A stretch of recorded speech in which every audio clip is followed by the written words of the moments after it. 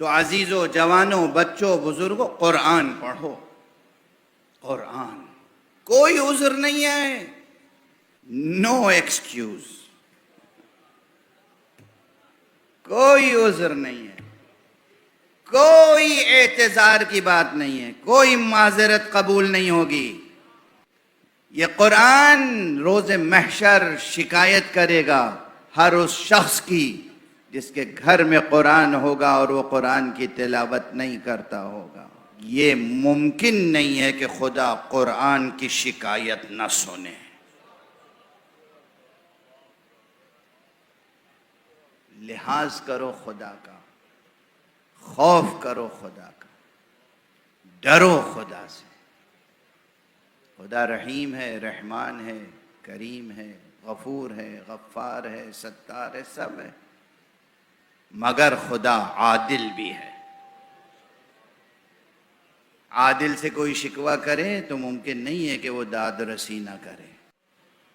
اور یہ عادل کی نہیں، یہ شان کرم بھی ہے. یہ کوئی کریم ہو، اس کے سامنے کوئی شکوہ کرے، وہ کریم اس کی شکایت نہیں سنے گا. تو شکوہ سننا، گلہ سننا، داد رسی کرنا صرف عدل ہی کی شان نہیں ہے، شان کرم بھی ہے.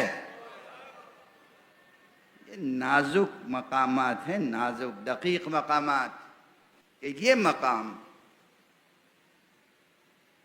بہت اہم ہے. کاش ان چند دنوں میں یہ یاد ہو جائے. انشاءاللہ بہت سو کو تو آپ میں سے یاد ہوگی یہ آیت. اور اس میں توحید سے لے کر، صفات خدا سے لے کر،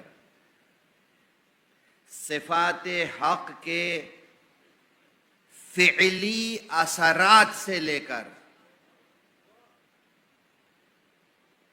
بندوں کے لیے نصاب بندگی سے لے کر، نصاب آمرزش تک، اور روز محشر سرفرازی اور نجات اور رستگاری اور فلاح کے نصاب تک پوری بات موجود ہے.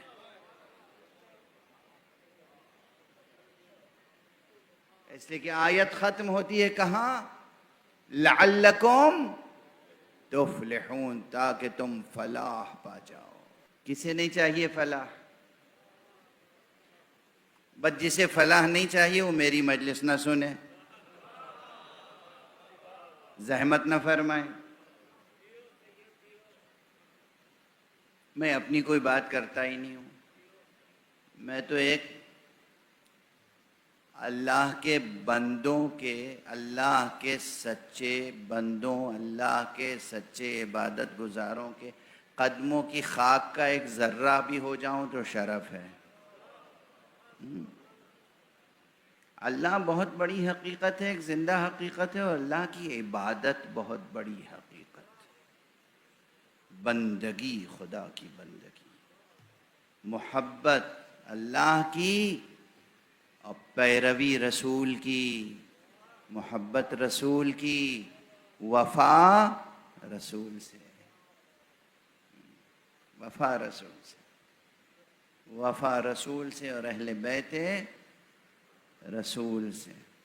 بہرحال تو یہ جو آیت کریمہ ہیں، یا ایہا الذین آمنوا اتقوا اللہ، اے ایمان لانے والو خدا کا لحاظ کرو، خدا کا خوف کرو، خدا سے ڈرو، لباس تقوی پہنو، غذائے تقوی سے لذت اندوز ہو، اپنے جسم و جان کو قوت عطا کرو غذائے تقوی سے. اپنے آپ کو چھپاؤ اور مزین کرو لباس تقوی سے.